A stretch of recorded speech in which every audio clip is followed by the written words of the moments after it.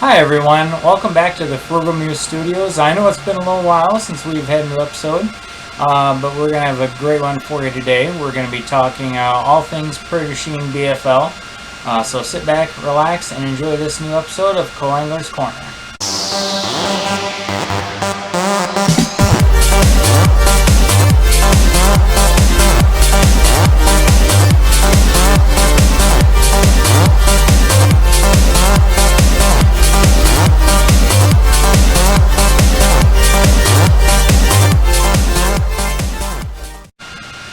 Hello everyone, welcome to this episode of Co-Angler's Corner, brought to you by Olson Theater.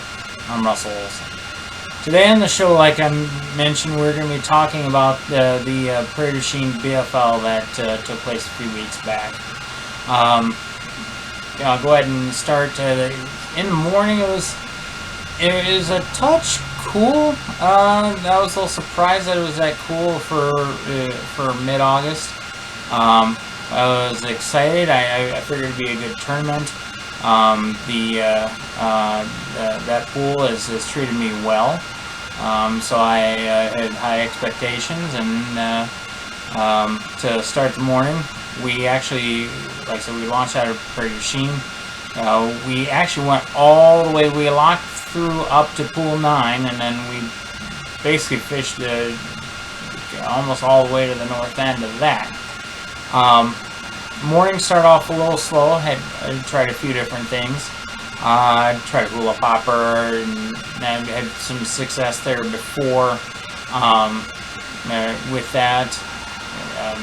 What I actually ended up settling into was a chatterbait. I caught my first fish, I want to say around 10:30. Actually, caught all my fish that day on a chatterbait. But caught my first fish. It was on a little piece of wood back actually to the opening of a cove. It was, if I remember right, around 4 feet of water. And it was stained, so I had a chartreuse chatterbait on, which ended up working out really well. Had a swim bait for a trailer on it, which it was a chartreuse, actually chartreuse with the white on the bottom. So I think that might actually kind of helped. But got him in no problem. He was, if I recall right, he was about 14 and a half, maybe 15. So maybe a pound and a half or so. Later on, we're fishing a point in one of the cuts on the river. Ended up catching my second one, actually a good one. I'm thinking it could have went 3. It was definitely high 2s for sure. Really, really good fish. We fished a lot of points. Fished like a lot of cuts. Fished some wood. We fished a lot of grass too. A lot of grass. There was just times, especially towards later in the day, that the grass really got too thick for my chatterbait. So I went to a swim jig, tried a frog, and nothing else. I couldn't get him to really bite on anything else but that chatterbait. Had a lot of success with, like I said, the chatterbait. Obviously, it's where I caught my fish on. Didn't use a Senko too much. I'm a little surprised I didn't pull that Senko out a little bit more, especially since I had it tied on some fire line, which would have actually been quite helpful in those patches of grass, and at times really thick grass. We did try some mats with a frog.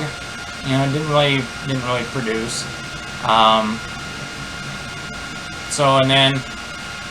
And I think it's a good thing we did this too. We actually started to head back towards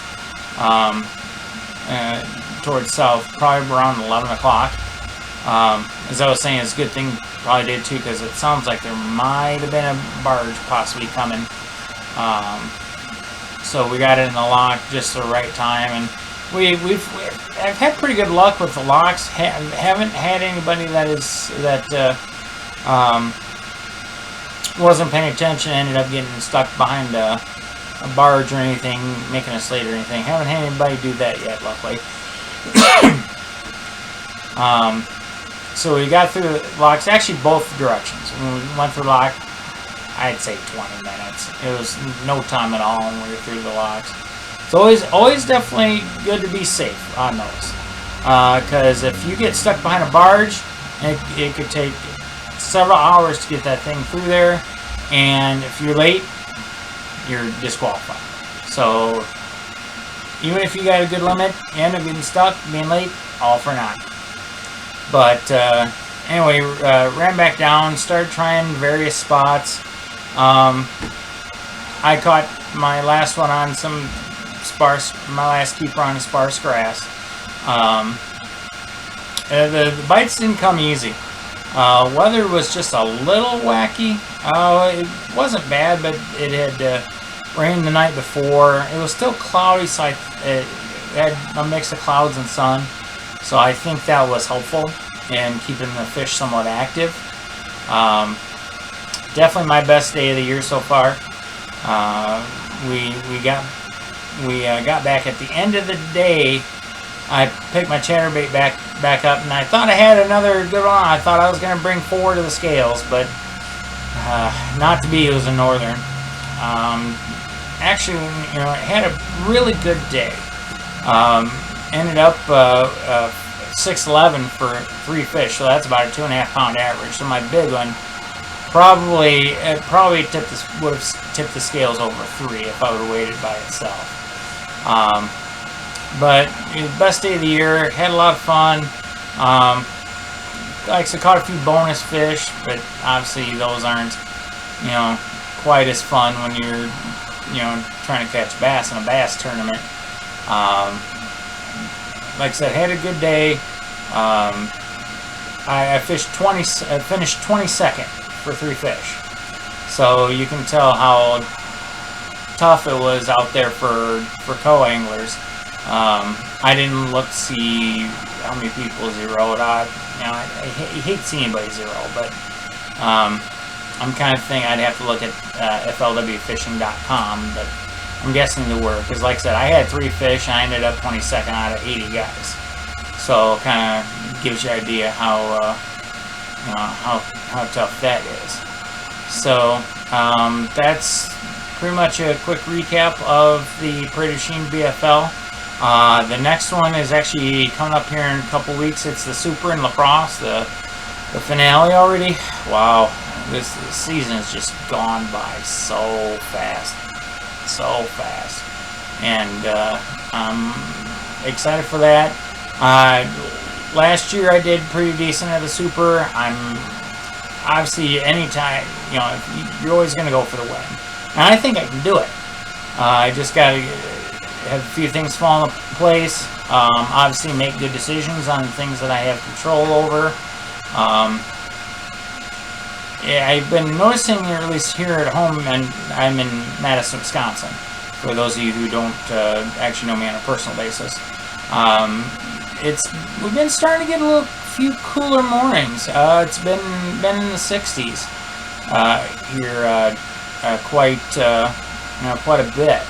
So it'll be interesting to see how the start of the morning will be in a few weeks when we go to La Crosse for the Super, the season finale. So just to kind of finish things up here, I'd like to thank again for Rumuse Books.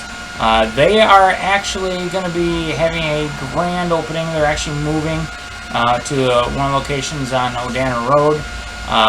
Watch my social media for details on the upcoming opening and any sales that may be happening. I want to thank you for taking the time to watch, and good luck on the remainder of the season.